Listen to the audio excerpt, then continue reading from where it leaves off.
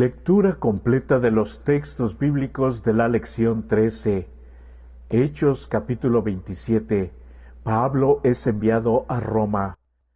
Cuando se decidió que habíamos de navegar para Italia, entregaron a Pablo y a algunos otros presos a un centurión llamado Julio de la compañía Augusta, y embarcándonos en una nave adramitena que iba a tocar los puertos de Asia, zarpamos estando con nosotros Aristarco, macedonio de Tesalónica. Al otro día llegamos a Sidón, y Julio, tratando humanamente a Pablo, le permitió que fuese a los amigos para ser atendido por ellos.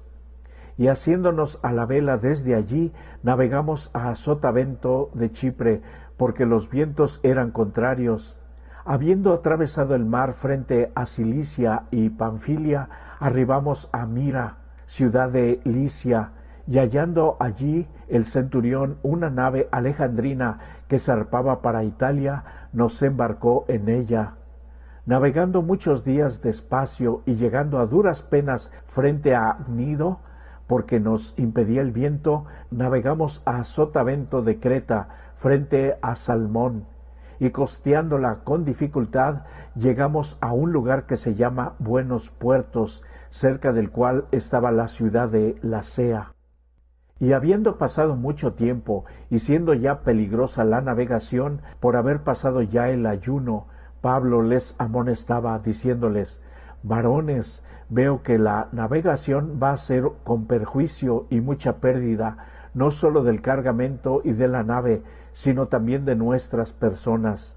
Pero el centurión daba más crédito al piloto y al patrón de la nave que a lo que Pablo decía, y siendo incómodo el puerto para invernar, la mayoría acordó zarpar también de allí, por si pudiesen arribar a Fenice, puerto de Creta, que mira al noreste y sureste, e invernar allí.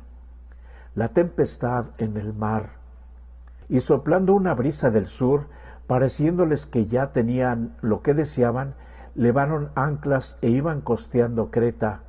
Pero no mucho después dio contra la nave un viento huracanado llamado Euroclidón, y siendo arrebatada la nave, y no pudiendo poner proa al viento, nos abandonamos a él y nos dejamos llevar, y habiendo corrido a sotavento de una pequeña isla llamada Clauda, con dificultad pudimos recoger el esquife, y una vez subido a bordo, usaron de refuerzos para ceñir la nave, y teniendo temor de dar en la Sirte, arriaron las velas y quedaron a la deriva.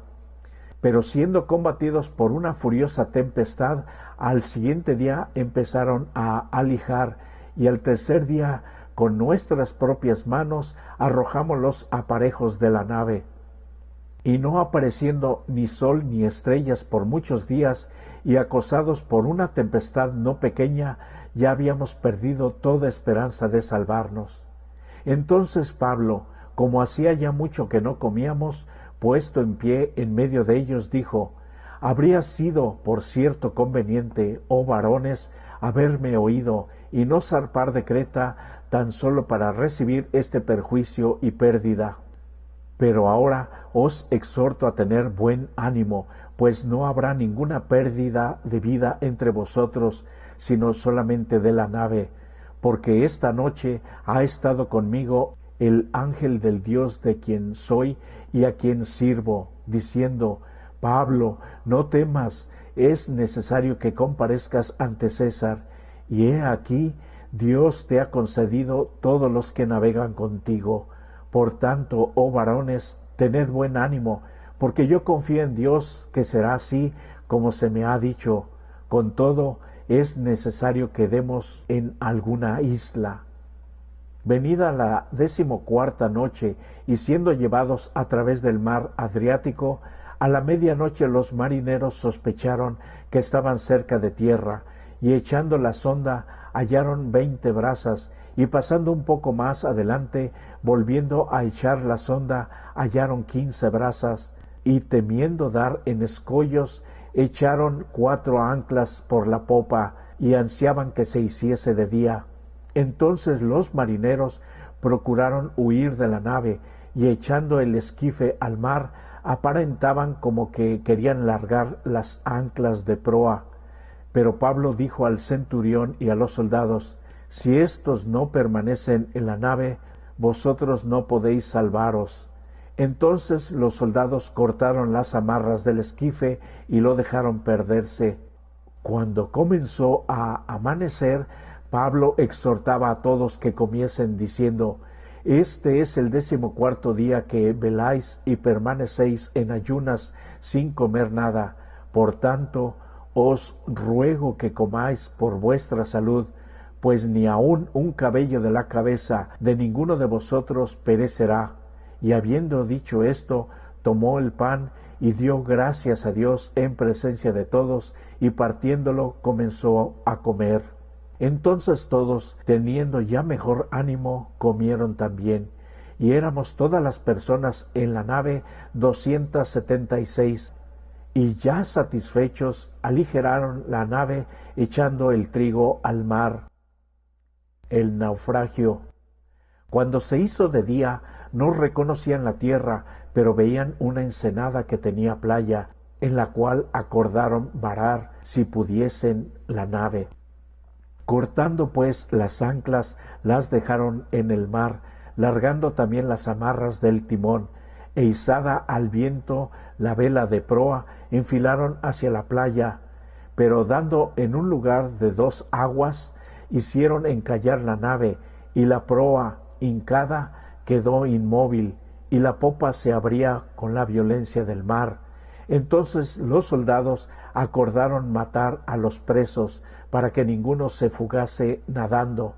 Pero el centurión, queriendo salvar a Pablo, les impidió este intento, y mandó que los que pudiesen nadar se echasen los primeros y saliesen a tierra, y los demás, parte en tablas, parte en cosas de la nave, y así aconteció que todos se salvaron saliendo a tierra. Capítulo 28. Pablo en la isla de Malta. Estando ya a salvo, supimos que la isla se llamaba Malta, y los naturales nos trataron con no poca humanidad, porque encendiendo un fuego nos recibieron a todos a causa de la lluvia que caía y del frío. Entonces, habiendo recogido Pablo algunas ramas secas, las echó al fuego, y una víbora, huyendo del calor, se le prendió en la mano. Cuando los naturales vieron la víbora colgando en su mano, se decían unos a otros: ciertamente este hombre es homicida, a quien, escapando del mar, la justicia no deja vivir. Pero él, sacudiendo la víbora en el fuego, ningún daño padeció. Ellos estaban esperando que él se hinchase o cayese muerto de repente, mas habiendo esperado mucho y viendo que ningún mal le venía, cambiaron de parecer y dijeron que era un dios. En aquellos lugares había propiedades del hombre principal de la isla, llamado Publio, quien nos recibió y hospedó solícitamente 3 días.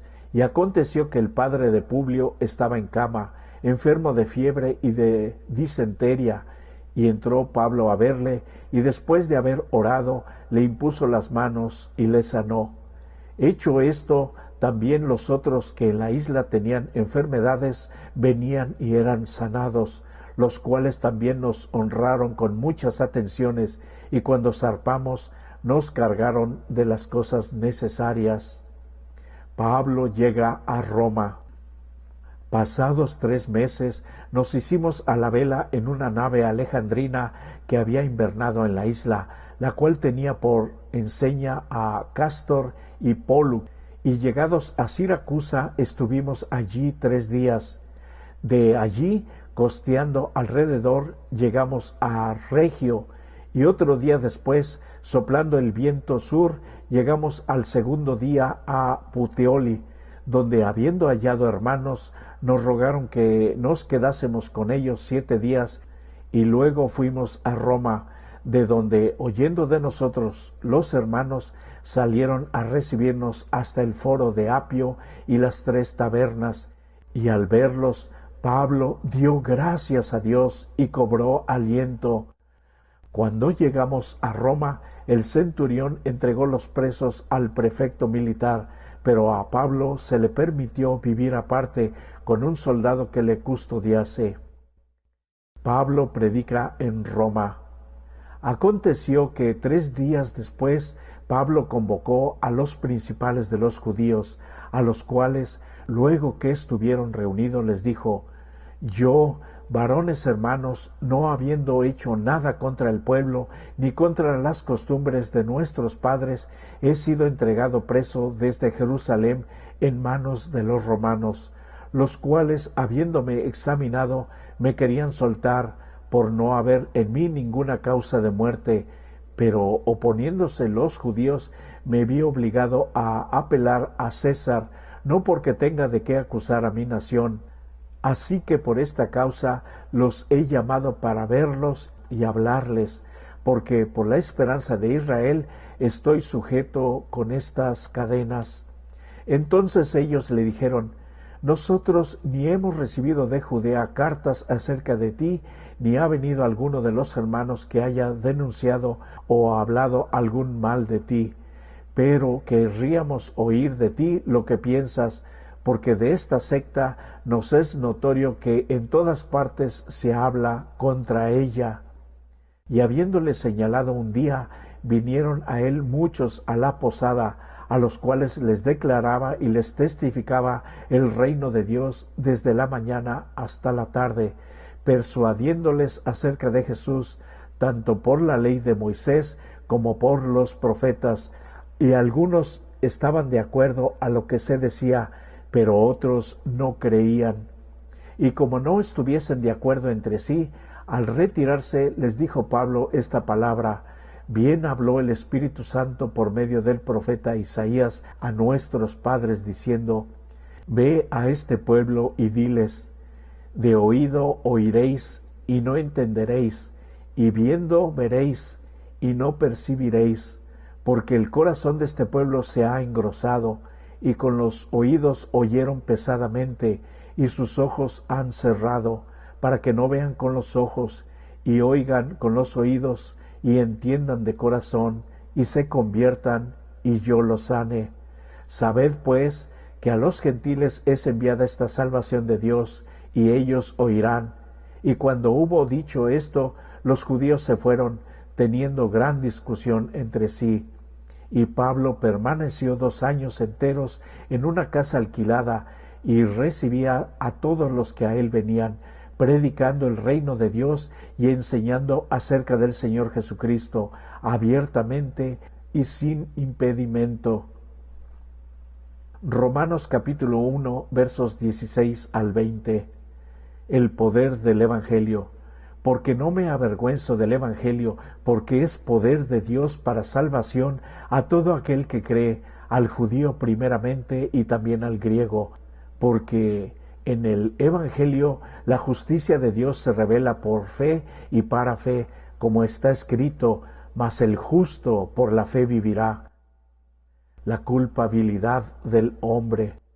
Porque la ira de Dios se revela desde el cielo contra toda impiedad e injusticia de los hombres que detienen con injusticia la verdad, porque lo que de Dios se conoce les es manifiesto, pues Dios se lo manifestó, porque las cosas invisibles de Él, su eterno poder y deidad, se hacen claramente visibles desde la creación del mundo, siendo entendidas por medio de las cosas hechas, de modo que no tienen excusa.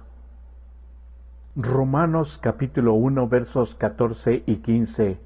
A griegos y a no griegos, a sabios y a no sabios, soy deudor. Así que, en cuanto a mí, pronto estoy a anunciaros el Evangelio también a vosotros que estáis en Roma.